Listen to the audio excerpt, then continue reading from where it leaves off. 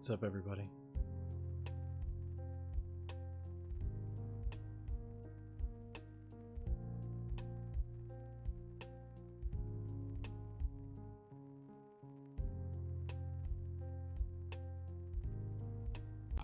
I can't do it. Okay. We'll do it live. Okay. No. We'll do it live. Fuck it. Do it live. I'll write it and we'll do it live. Right. Fucking thing sucks. In 5, 4, 3. That's tomorrow, and that is it for us today. I'm Bill O'Reilly. Thanks again for watching. We'll leave you with Sting and a cut off his new album. Take it away.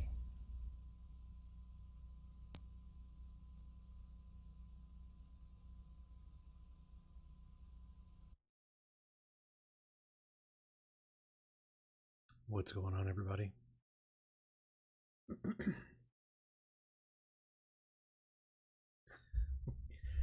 This is why I hate having dairy before I stream, man.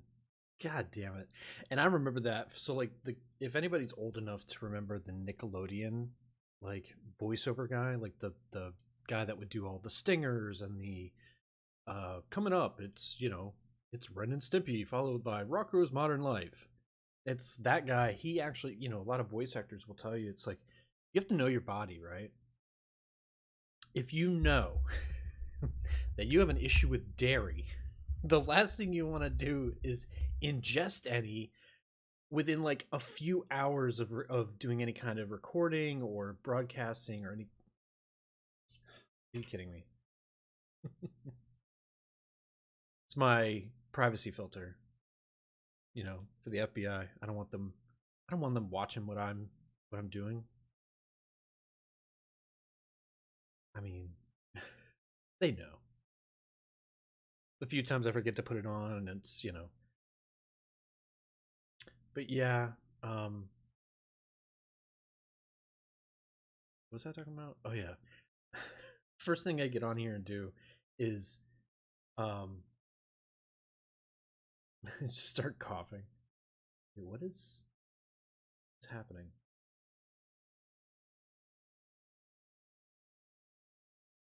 Y'all want to learn some math with Scott Steiner? It's like, I'm taking calculus right now. I still don't know what the fuck this guy was talking about. Scott Steiner, it's going to be a three-way for the TNA heavyweight title. It's going to be a threesome between you, Kurt Angle, and Samoa Joe. Now, before you get there, you have an important step tonight as you and X Division champion Petey Williams take on the unlikely duo of Kurt Angle and Samoa Joe.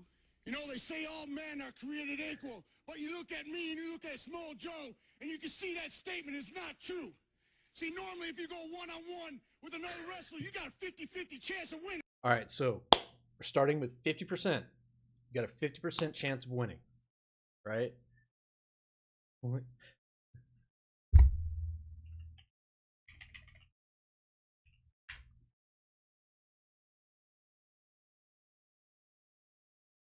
All right, so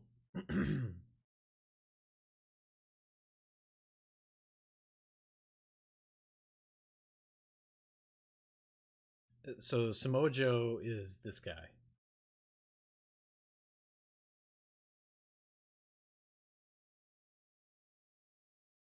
This is who he's talking about. You look at me and you look at Samoa Joe, you realize that not men are created equal. It's like, yeah, you're right. You guys are you're very disproportionate. Like, so you guys are like going towards the extremes when you create a character in WWE Live. Like, you start maxing out one of the sliders and it just fucks with just the proportions of the body. But in like one area. So just stupidly large shoulders that look like you know you're smuggling football helmets. Like what the fuck, man? But I'm a genetic freak, and I'm not all right. So we got 50% chance times genetic freak. normal. So you got a 25% at best. Okay, so that converts to 25%. So being a genetic freak gives him either 25% or reduces your chances by half. Again, so you're already at 50-50. Now, if the modifier is that it's a variable or it's proportionate, So it either reduces your chances of winning by half, or it just takes 25% away regardless. And beat me. And then you add Kurt Angle to the mix. All right, plus Kurt Your Angle. chances of winning drastically go down. All right, See, the so three-way, all right, we're on a downward trend. Just everything is constantly we're going negative. sacrifice, you got a 33 and a third chance of winning. So wait, but we were at 25, so the odds go down, but yet we're at a 33% chance. But I got a 66 and two-thirds chance of winning because Kurt Angle knows he can't beat me, and he's not even going to try. So, Samoa Joe, you take your 30-30 and a third chance minus my 25% chance, and you got an 8 and a third chance of winning at sacrifice. But then you... Petey is fucking lost. Scott Steiner is going so far off script. This is Scott Steiner's actual theorem. This is his mathematical theorem. take my 75% chance of winning if we used to go one-on-one and then add 66 and two-thirds percent. I got 140. His brain is running out of steam. He's melting down in there. Everybody else just they're all dumbstruck. Like his brain is a nuclear reactor and it's going critical, and they just happen to be nearby. 41 and two-thirds chance of winning at sacrifice. See, Joe, the numbers don't lie, and they You're right. spell disaster for you at sacrifice. So all those numbers that you came up with, all that means is that actually converts to alphabetical characters that say, See, but I'm going to break it down for all you ladies. Would you rather be with me, or would you rather be with Joe? Well, I think Joe's kind of nice. I mean, you know. See, you're one of those girls that like romance. I'm going to talk to all my freaks out there. That's right, ladies. Samoa Joe, he loves romance. Would you rather come home to me, a genetic freak, to be satisfied?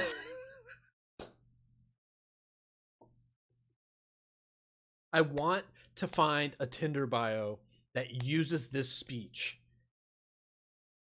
Like, everything. Like, all of it. Just a ranting about Kurt Angle and fucking Samoa Joe. And how they're not going to beat him at Sacrifice. They're like, Go what? home to that fat-ass Samoa Joe. See, tonight, we're going to win, and I'm going to be the world champion at Sacrifice. Come on, P. Let's go. Scotty, just like you always say, Big Papa Pump has got your hookup. Well, Maple Leaf Muscle is who you need to look up. Holler if you hear that. So Petey stuck to the script. You know what? He needs to be given props. His brain waves were fucking scrambling because of Joe from fucking Scott. Actually, let me see if I can find this. I love pro wrestling. It's one of the greatest things ever. Okay, so this is one of the greatest posts of all time. All right, so actually let me find. So I'm gonna show you Hell in a Cell.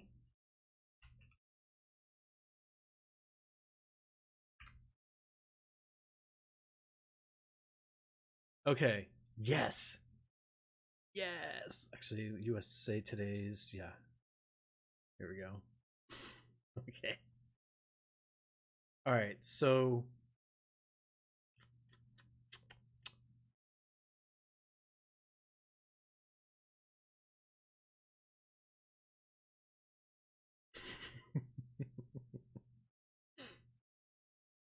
It's one of the greatest things I've ever seen.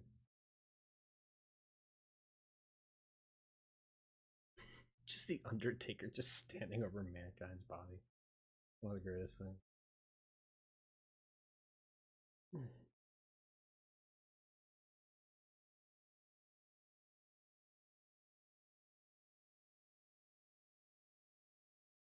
There's a better picture of it.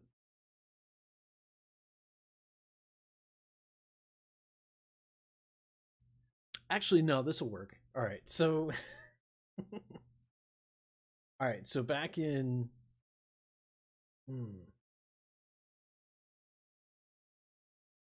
What year was this?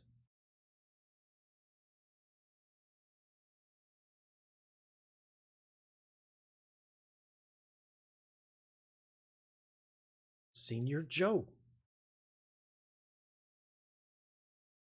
1998. All right, so this is Hell in a Cell. This is like one of the greatest moments in pro wrestling. Mankind, these are Mankind's legs. He's like sprawled out, like, and his his legs are kind of like, you know, on top of each other, kind of folded over. He got thrown from there to onto the ring. This was, how high was this? God, fucking, how high am I? 16 feet. All right, so it's 16 feet, I think, from the ground up. So each segment is 8 feet. So yeah, he got thrown, and the ring is probably what, 3 or 4 feet maybe up. Yeah, about 3 feet. So still more than 10 feet. So he got thrown 13 feet. He basically, it was a wrestling move. Like, he got slammed. The Undertaker just grabbed him, just like a choke slam through this shit, through the fucking chain link roof, and he fell onto, you know, and fucking I think he lost a tooth in this match, but yeah, it was crazy. And then afterwards he goes back up, like, he's got, these are, some of these guys are actual real, like, EMTs and, you know, like paramedics and stuff. Like, they're, you know, they're trained. Like, the ref is just kind of there to be like, oh, okay, it's still a wrestling match, like, this guy's not dead.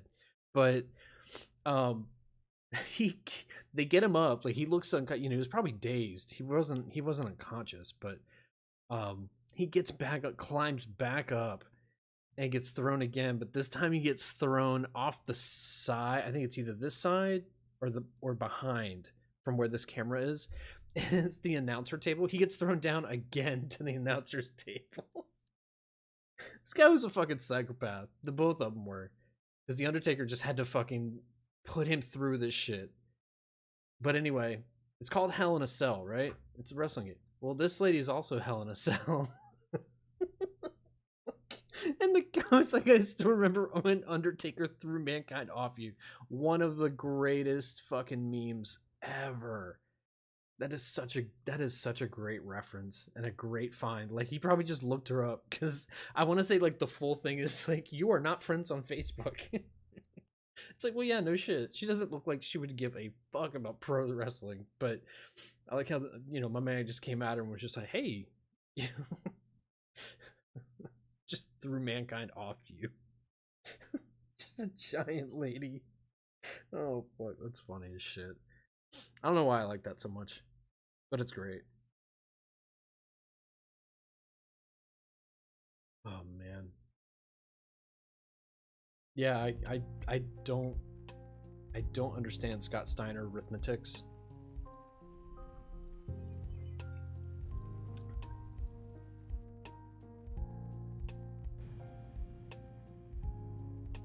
Still great fun though.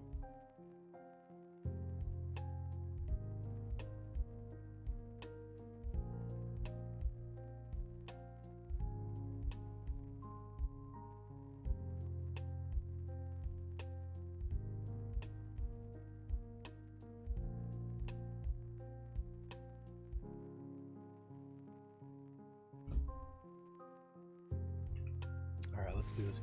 I gotta say, man, State of the Union I love that it's so depressing to watch politics nowadays that everybody just memes it to just hell and back. But Marjorie Taylor Greene,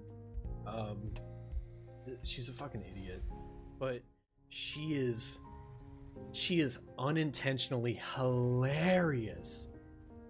Keyword unintentional. She is not self-aware at all.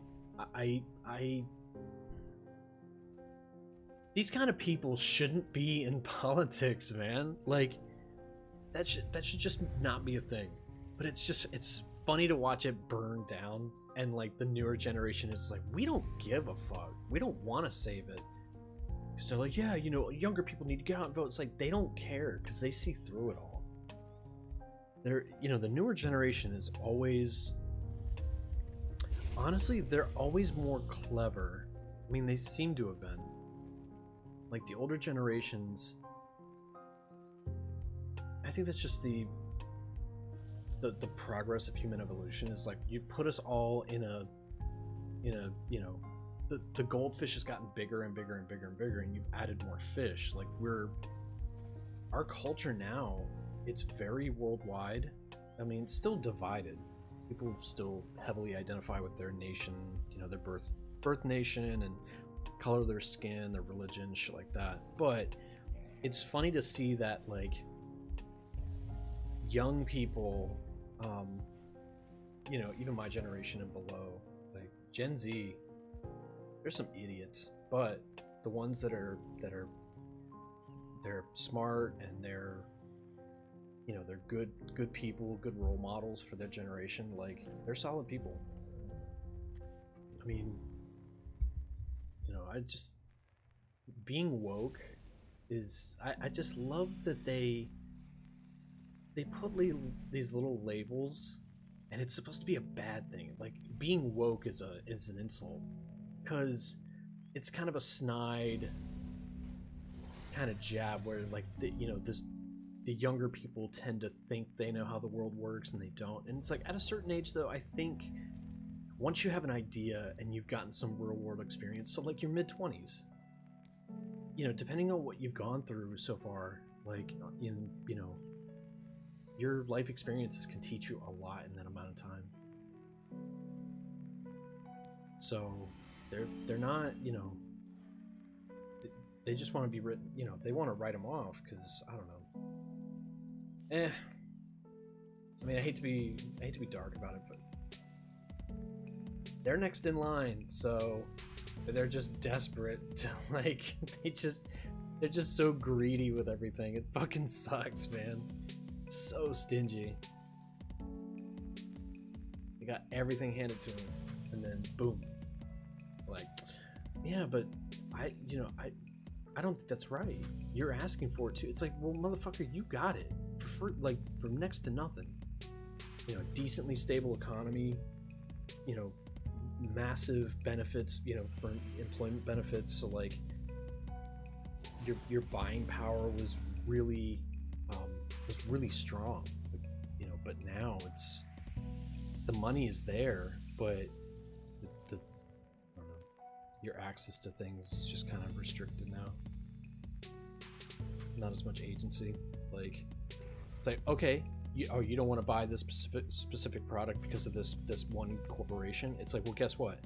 They own 17 brands and like 12 divisions of the company. It's just under an umbrella of a, you know, massive corporation. It's like, well, okay, so you don't necessarily have a choice, like, because the corporation is just going to see it as, oh, well, one of our brands is suffering. Like, oh no. Like, they still have so much. It's like, Coca-Cola could say whatever. Coca-Cola they could just come out and be openly racist and just put, you know, put dumb commercials on the end. It's like, remember when we had different water fountains? Wasn't it great? Drink a Coca-Cola Classic and remember the good old days. It's like, Jesus. And people are like, oh, ban Coca-Cola. And it's like, a lot of you know, media outlets and other companies are like, like, what do we do? Because we're partnered with them. And it's like, oof. And then everybody, like, they're like pointing at Coca-Cola, and then they see all the lines like drawn to Coca-Cola, and they're like, wait, all these down with KFC, down with Taco Bell. And it's like, Jesus Christ, like that. But look at how much you have to, like, as you know, with your morals and your ethics and shit. It's like, well, how much you really gonna boycott, huh? How much you gonna really just be like, I'm not shopping with them ever again, I'm not doing such and such ever again? It's like, well, they have, you know, stakes in a lot of other industries and, you know, different markets and shit. It's like, you're not hurting them. That kind of sucks. Like, it's depressing as fuck. But that's why, I don't know, I like how the State of the Union, I mean, it's just a gathering of these old people who are so fucking out of touch. And even the younger ones in office, they're so fucking out of touch. Like it's so cringy. They try to be like part of the mainstream, and it's like, well, you're mainstream for the wrong reasons because you suck. But she's so funny, but it's so unintentional because she's such a moron. But like her screaming out liar. I need to find that picture. That picture, her fucking shit-eating grin is the funniest thing.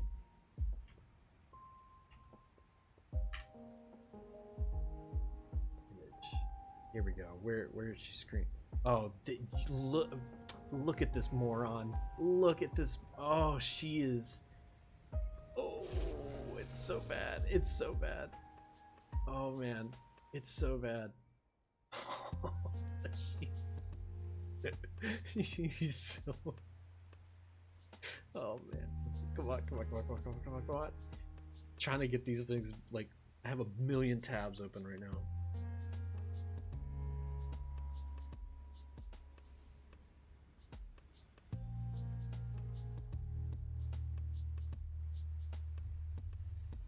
All right, so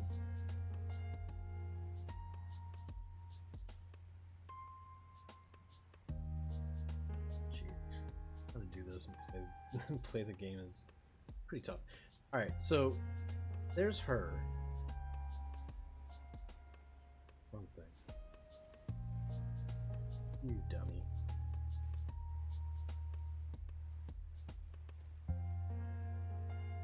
All right, there we go.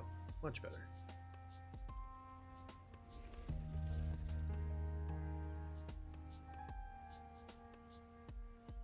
All right, that's one. And then this one where she's yelling out liar. I don't know how many times she did it, but this shit, I mean, good. Oh man. Is this the back of the room? I think it is. Yeah, there's a wall behind her. Yeah, she's way up in the nosebleeds. Oh man. And she's just trying to, that energy right there is, she wants to be popular with the kids that are like halfway up the row in the classroom. Like there's a popular clique that like sits together and shit.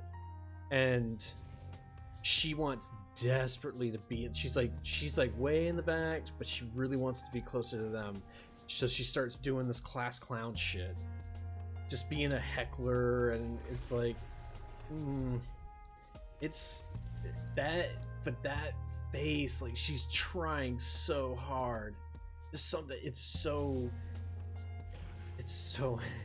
fucking funny. She is such, I love it because it's hilarious to watch, but it's like at the same time you just like suddenly that realization, it's like, this lady is, you know, one of the people that we've elected to help run the government and write laws for us. So it's like, that's why, you know, people want to bitch and moan about presidents, and yeah, they have a substantial amount of, you know, authority and things like that, but these are the fucking people that drive me absolutely nuts, because these are the ones telling us how to live our lives, how, you know, what is considered right and wrong.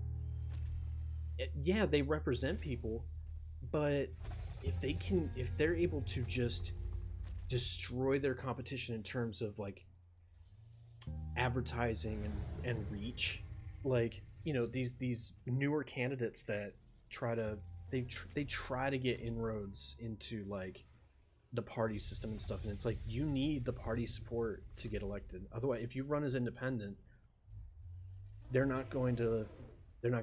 don't get that support network, and it's pretty substantial support, budgets, and you get, you know, more national presence, you get more of a, you know, your name is out there more, your face, your platform is kind of shoved down people's throats. So it's like, if people just see your name and they see like one or two commercials, a lot of the times that's all it takes. Like, especially if you're the only candidate, like they'll have a primary, but usually it's like, okay, who's gonna get the most support for the party? They don't care about the person. It's the party. So yeah, it's just, it sucks. These people are in charge. They write their own paychecks. They give themselves vacation time. And it's like, meanwhile, they want to tell us, it doesn't matter what side of the aisle you're on either. Like, they want to fucking tell you to, you know, just work harder. Just why is that such a hard thing to understand? Just work harder. And then there's people who fucking are like, yeah, you need to work really fucking hard. Like, to the point where you are an emotional fucking black hole because you're fucking running on 4 hours of sleep every day. And your family is more or less a fucking an inconvenience or a nuisance because you just want some peace and quiet. You're not able to find any kind of happiness or serenity, and they're like, well, just find a better job. It's like, well, okay, yeah, but not every opportunity is available to people. If it was, then you could say that shit.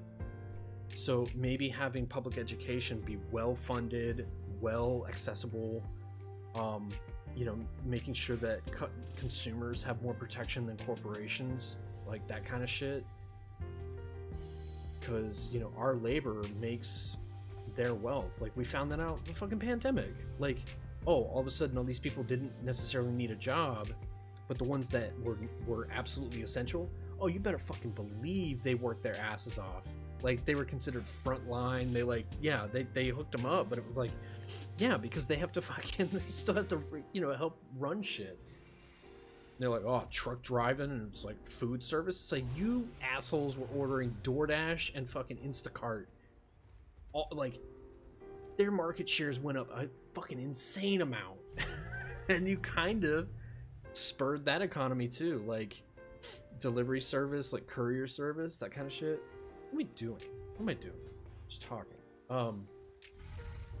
So yeah, like, it's just funny as shit. But that State of the Union just got memed so hard because everybody is just, that's what we do now on everybody.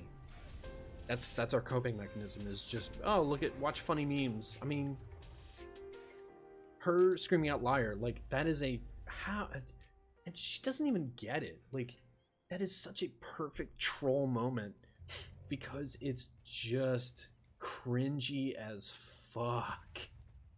But it's funny to watch her, like, just act up and just be a fucking weirdo. Like, she's just obnoxious just to get, she's so desperate for attention because, like, she has to be outlandish because she has to be to compete with the other idiots that are around her. Like, she has to stand out from all the morons, so she does really dumb shit, and it's funny to watch. I just would hate working with her. Ugh. She's that toxic coworker that just won't get the fucking hint that you're not funny, you're not clever, you're not charming, you're not witty, you're none of those things. You're a tryhard and you suck. Like,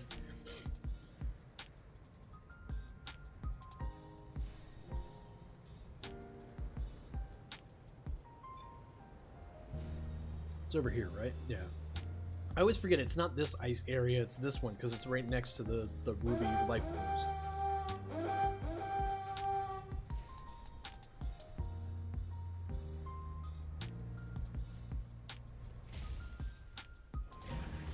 Cool, now we play the waiting game because it's 3 damage. We need a tank and we need a healer. Who the fuck knows when that'll happen?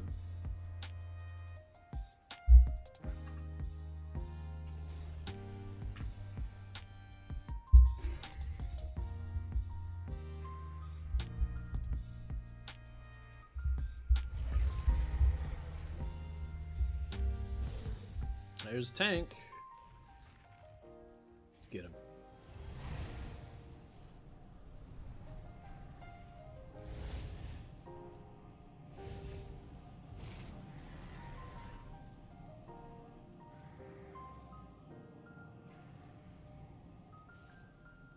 You know what's funnier than that?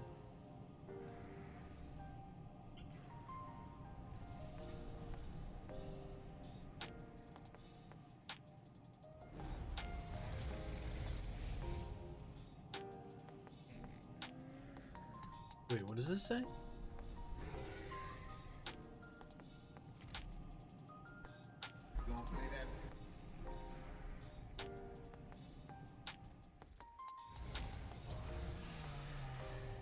Oh shit. Well, I mean, he did the whole show.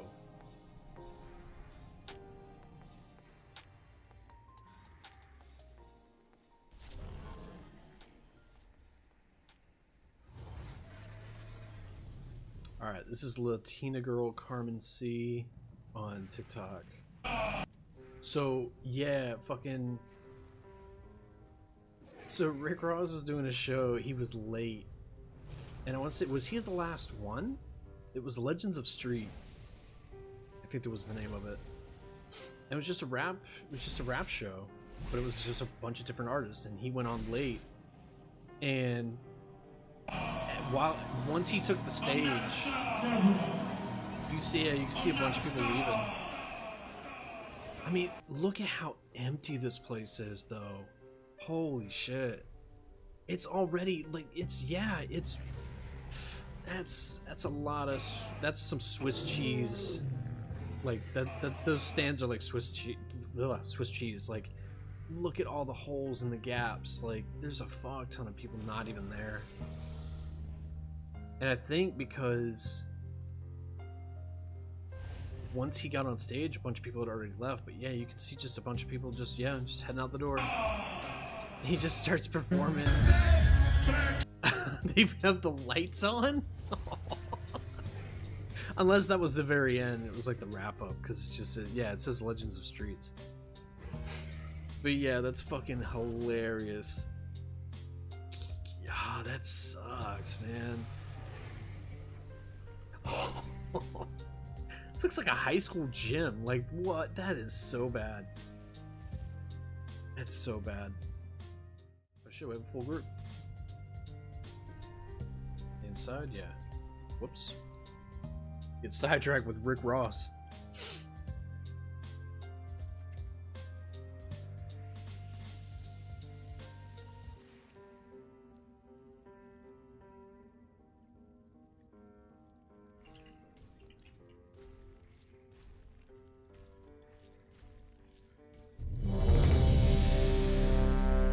Shit! Did not mean to vanish. I hate that about my key bindings. Is one of them is too close to the other, and fat fingers sometimes, you know. Alex Raza charged us with protecting the life force from the Primeless. I don't know that much about Rick Ross. Like, I don't know if he's good or not. I mean, he's famous. Like, I've heard of him, but I just don't know. I don't know his music. I don't know if he had, like, you know, a standout hit or whatever. But like, I started looking up articles about it, and like, yeah, the people were like, yeah, he fell off, man. Like, it was like, damn, bro, that's actually kind of a harsh fucking. That's a harsh criticism. Like, you fell off as a rapper. Like, that's not good, man. People take that shit real, like, and that's what's weird is, like, every culture and every, like, subculture has its own, like, you know, has interaction, you know, it has its own celebrities. So, like, you know, different celebrities have different people who, you know, their fan bases can be vast. It could be just any number of things. Like, it could be just, you know, the genre. It could be the, you know, the kind of ethnic culture that you belong to, or, you know, as an entertainer, like, whatever. But like, falling off, man, like, that's because it's just, yeah, I mean, especially at something like that, like, that's, you know, you've been established for a while, you've been around for a while, and then, you know, I think either something happened, but, like, you know, do something. Like, taking the stage late. Like, I would hope there would have been somebody you could call, like, to, like, be like, hey man, I need a quick, do me like 15 minutes on stage. Get, you know, do something to warm up the crowd, or keep them, you know, keep them there. Like, you know, have some kind of underground dude that's, you know, you're trying to promote or whatever, or like a local rapper, you could do that. Like, just bring somebody just in case. You know, shit happens, whatever.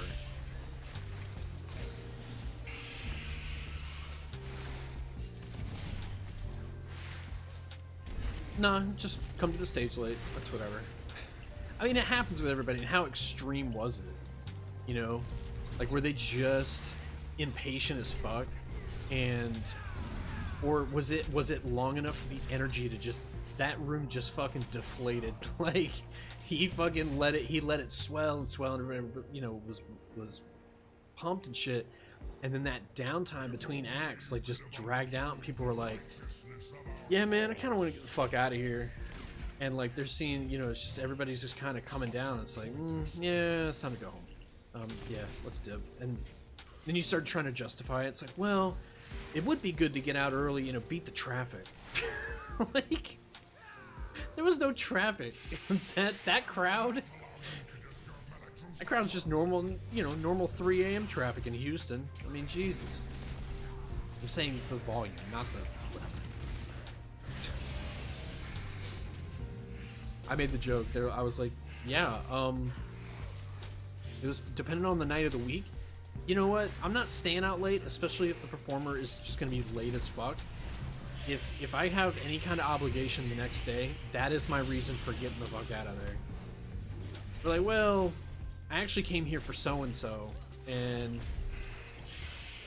time to dip. Oh, that sucks. Not my fault. I'm not taking responsibility for that shit.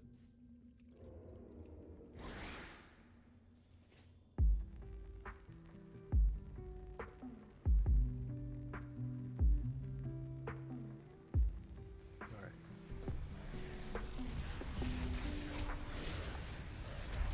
Nobody was interrupting this guy. Yeah, the Chill Weavers gotta go down. You can't have them up. They put shields on everybody, like the other enemies, and they're just annoying. Shut up too. That's why I love as a rogue, they gave us like, I don't know, I can't even count them. I want to say it's like 5 or 6 crowd control abilities. You have some that you can use when you come out of stealth. You have a stun. You have blind. You have gouge. You have sap. You have kidney shot, cheap shot. Oh my God, kick. You have a lot of